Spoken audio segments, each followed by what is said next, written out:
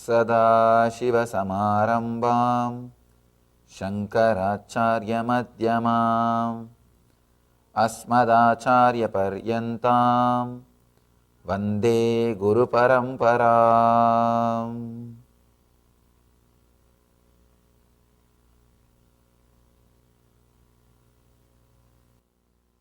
Very beautifully Shankara says, Kalpakala Paryantam.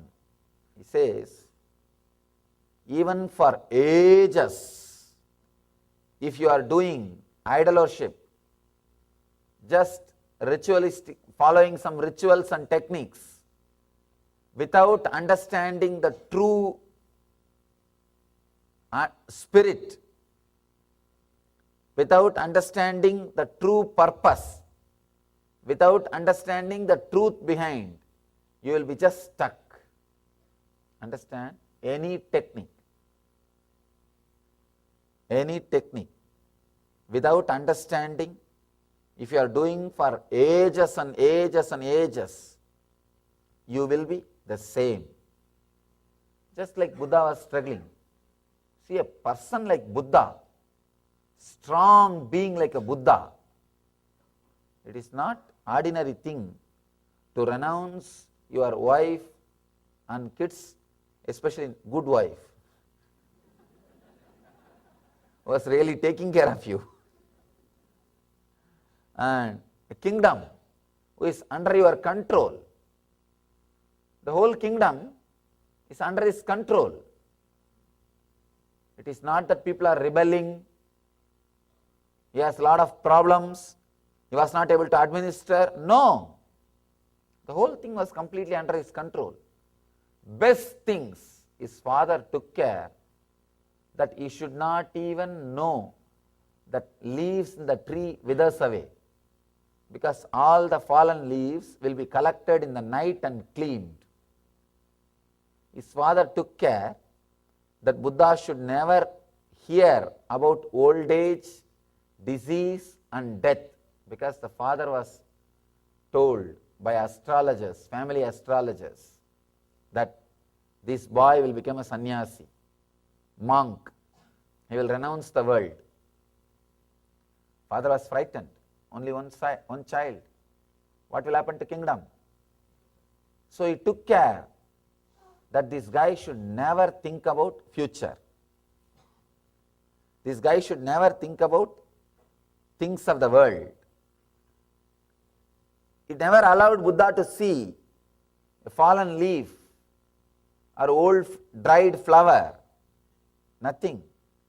All the leaves and the fallen flowers will be collected and cleaned in the garden in the night time. Buddha is sleeping. All the best things of the world is available. It is not that easy to renounce the palace and the comfort, luxury, wife and kids, child, one son. It's not that easy. It is very easy to talk and think. People ask me, Swamiji, can I be here? Can I be in the house and get enlightened? What to do? I have to console them. I cannot tell straight away. It will be too rough. I cannot say, no, leave everything, give up everything, go to Himalayas. No, it will be too. Usually, when I say drop smoking, they drop me.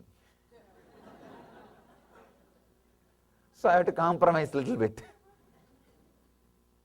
Anyhow, here, Buddha is a guy who will not compromise with the truth.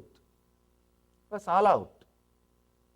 He knows this has to be achieved. This has to be done. And he left everything. That is his not only first priority, that is the only priority. See, if the enlightenment is the first priority, you can have second priorities, third priorities. But with Buddha, that is the only priority. Then naturally, nothing else. He just disappears. Even a man like Buddha, 12 years he wasted. If he would have understood this one sutra, I don't think there is a need to waste 12 years. Understand, masters go on and on and on, teaching and writing, because you don't understand this one sutra. If this one sutra is understood, neither they need to waste their time by constantly talking and writing, nor you need to waste your time by constantly listening and reading. Dirghakalaha, this one sutra, one word, one key from Patanjali needs to be understood. When Patanjali says Dirghakala, means literally if you translate it comes long time. It is not even long time in this horizontal way. You need to understand in the vertical way. See, when he says long time, don't think he is asking you to practice for 12 years, 20 years, 30 years. Just decide you are going to practice forever. Suddenly you will fall into the present moment, because your mind will not be waiting. When will that time end? Then I can relax from practicing. Because your mind always wants some change. As long as there is a hope for change, your mind will continue to survive. For example, if you decide, next 12 years, morning 7 o'clock, I will sit in Nitya Dhyan. Your mind will wait for the 12 years to get completed. It will say, oh, 12 years. Then after the 12 years, I can be relaxed. I will be enlightened, or I will be whatever. I can relax.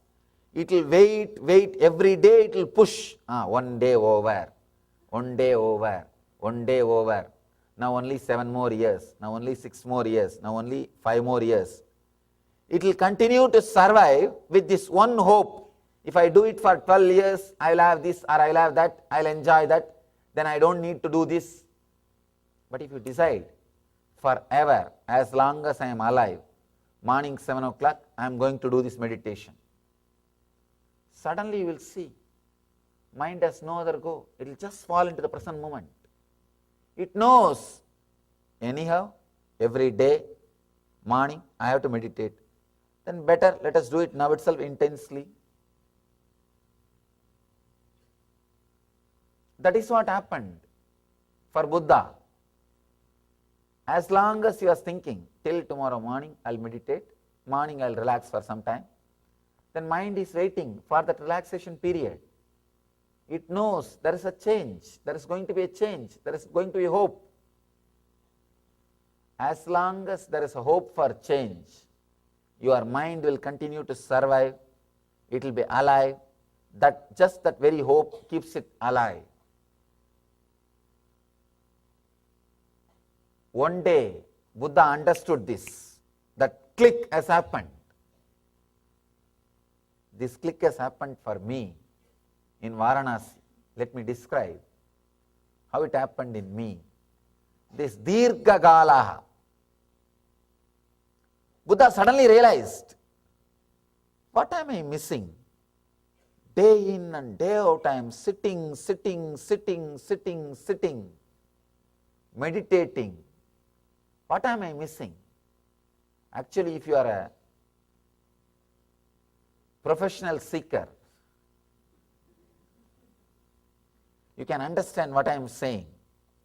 This sutra is for the highly evolved seekers. You can understand what I am saying.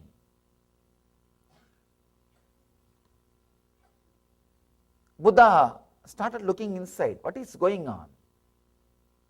I am meditating whole day. How my mind is still alive? How is it surviving? Suddenly he realized, just that one idea. Till tomorrow morning, till late night I will meditate, then I can relax. Morning I will go for a walk, come back and sit and meditate again. He realized that idea, there is a hope. there can be a change. That is what keeping his mind alive and active.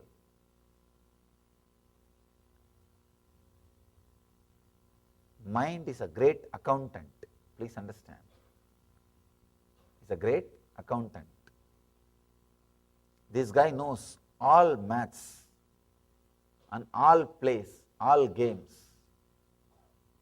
When what need to be told to your mind or told to you, how to play with you. He knows all the games.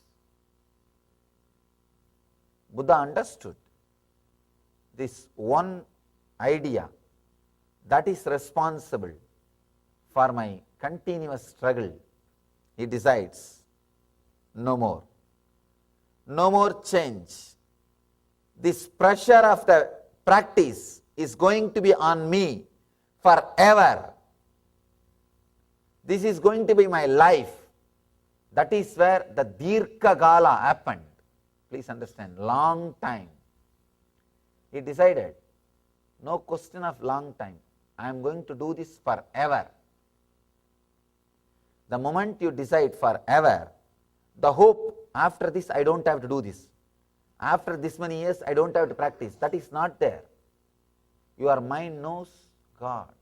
And especially a person like Buddha, when he decides, he decides. If he decides, he means. He is not going to play games. He means. Mind got completely frightened. Oh God, what happened? Now he says forever. So he is going to do forever. So there is no hope. There is no change. There is no possibility for the future. This pressure of a technique, pressure of meditation is going to be there on me forever. So naturally, just it came back to the present moment, because there is nothing to search in the future. It just came back to the present moment, and practice ended. Practice ended. Anybody wants to end your spiritual practice, all you need to do is decide strongly you are going to practice forever. That's all. It looks very paradoxical. Decide you are going to do it forever. There is no change, there is no gap, there is no getting up, there is no break. This is going to be your life. Suddenly, practice will end. It will end. This is the one and only way if you want to end your practice. Till you decide you are going to be doing this practice forever, you can never end the practice.